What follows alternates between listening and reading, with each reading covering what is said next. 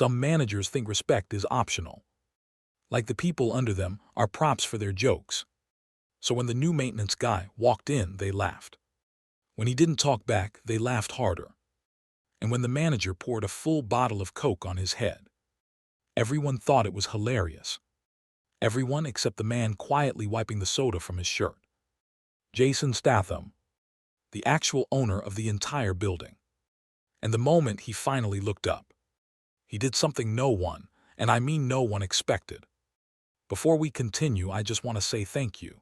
Every like, every comment, every subscriber, you're the reason these stories keep going. If you're enjoying this one so far, don't forget to hit that subscribe button. It truly means more than you know. Alright, let's get back to the story. Nobody wakes up expecting the day to go sideways. Not the workers grabbing their morning coffee.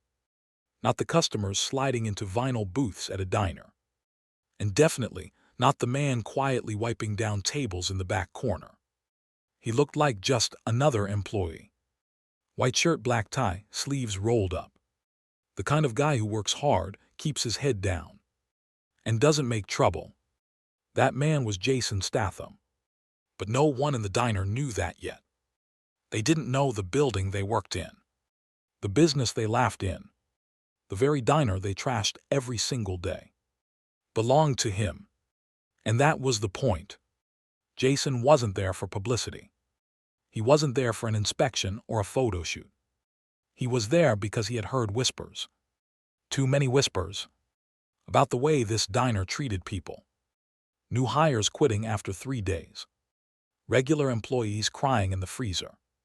Managers who treated training like an excuse to humiliate people.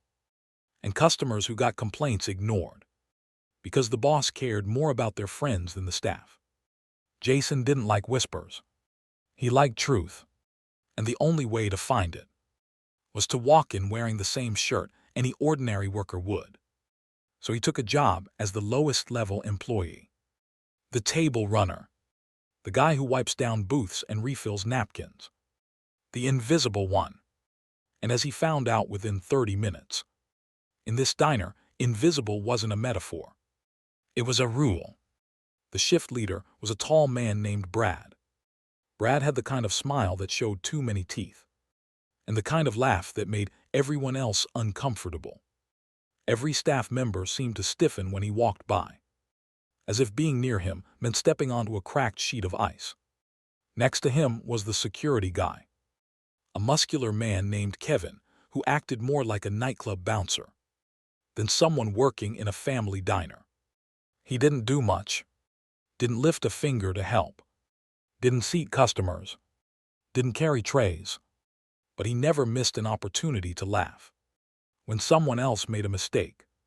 And the one person they both tormented most was a gentle fry cook named Jenna. Everyone liked Jenna. She worked hard, never complained, and greeted customers with a warm sincerity. You couldn't train into someone, which, of course, made her a target. Jason kept a close eye on how they treated her. He didn't interfere yet. He watched. He listened. He always believed in giving people a chance to show what kind of human they were before deciding how to respond. And Brad, Kevin, and the manager, Mark, were doing a spectacular job, proving exactly who they were. It started at 10:42 a.m. Jason remembered the exact moment, because it was the first time he had to stop himself from stepping in. Jenna had just brought a tray of plates to a table when the manager Mark walked by and accidentally bumped her elbow. The entire tray slid sideways. Plates crashed onto the floor. Food splattered across tiles. Jenna gasped and immediately got on her knees, apologizing as she reached for broken ceramic. Mark didn't help. Brad didn't help. Kevin didn't help. But they all laughed. And Mark, with a grin uglier than the mess on the floor, said loudly enough for the whole diner to hear, "Look at that, boys. Jenna's giving the customers a discount. Floor seasoning for free." A couple of customers forced awkward smiles, not sure if they were supposed to laugh too. Kevin clapped slowly. Brad doubled over laughing. Jenna kept wiping the floor, her cheeks turning redder by the second. And Jason stood at the edge of the dining room, hands gripping the towel so tightly. The fabric twisted. He didn't move.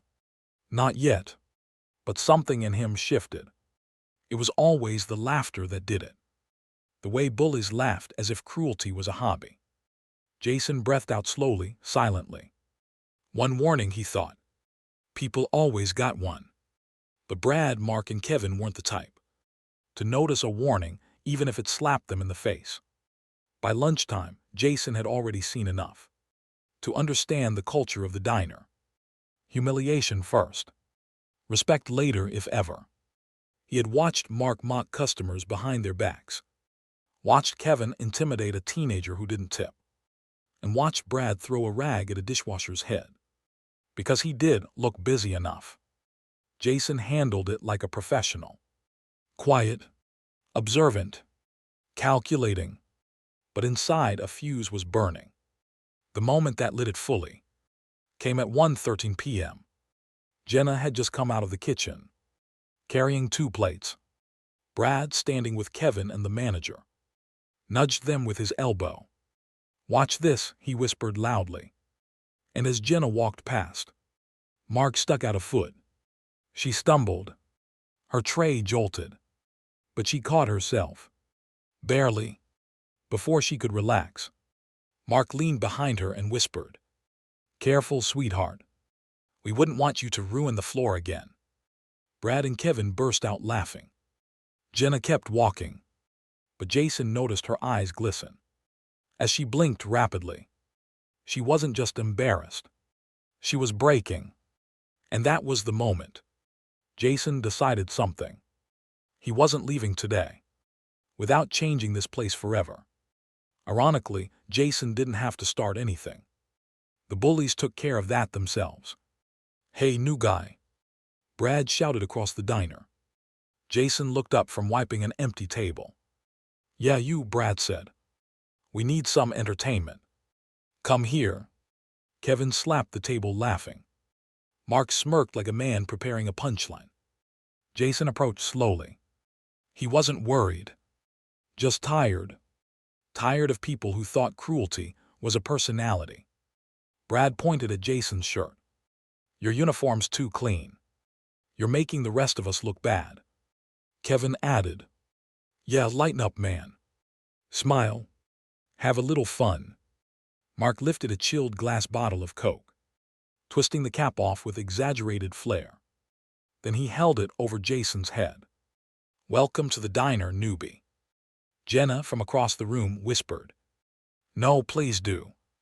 Jason closed his eyes for 1 second. One slow, patient second.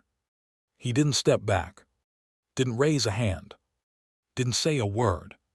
Mark tilted the bottle. A waterfall of Coke spilled down Jason's head, soaking his shirt, sliding down his tie, dripping onto his shoes. The entire diner froze. Then Brad broke the silence with a howl of laughter. Kevin doubled over, slapping his knee. Mark wiped tears from his eyes. Jason didn't move. He let it drip. Let the moment settle. Let them dig the hole deeper. When the Coke finished pouring, Mark tossed the empty bottle aside and leaned in close. "Hey, look at that. He's not even mad. What a good little worker." He tapped Jason's cheek twice. And that was the final mistake. Not because of the Coke. Not because of the humiliation. Not because of the disrespect. But because they did it. In front of Jenna, the one person in that diner who deserved kindness the most. Jason lifted his head and looked Mark straight in the eyes. His voice was calm, cold, deadly quiet. "You're done." Brad snorted. Kevin rolled his eyes. Mark scoffed. "Oh yeah," Mark said mockingly. "You gonna quit?" Jason shook his head. "No," he said. "You are." The 3 men burst into fresh laughter.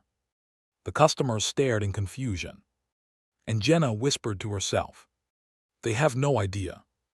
Jason untied his soaked apron and dropped it onto the table. He didn't shout, didn't curse, didn't raise his fists. He simply reached into his back pocket and pulled out a thin metal access card. He wiped a smear of coke off it and held it between two fingers. Brad squinted. "What's that?" Kevin shrugged. "A library card." Mark laughed. "That's cute.